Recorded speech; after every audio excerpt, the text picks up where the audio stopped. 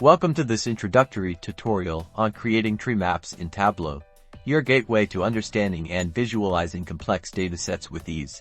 The first step is to connect your Tableau software to your data source, whether that be a spreadsheet, database, or other format. For this tutorial, we'll use a readily available sample dataset. Begin by dragging a field containing your categories, such as category, to the column shelf. Then drag a measure, like sales, onto the size shelf, which determines the size of each rectangle. In the Show Me section, select the Tree Map Visualization. Tableau will instantly transform your data into a visually engaging tree map. You'll now see a collection of rectangles. The size of each rectangle correlates with the value of the measure, like sales.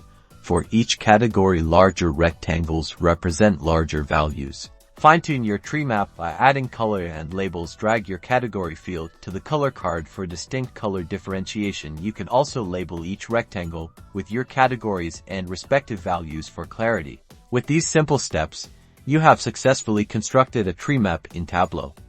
Explore different formatting options and adapt your visualizations to highlight key insights within your data.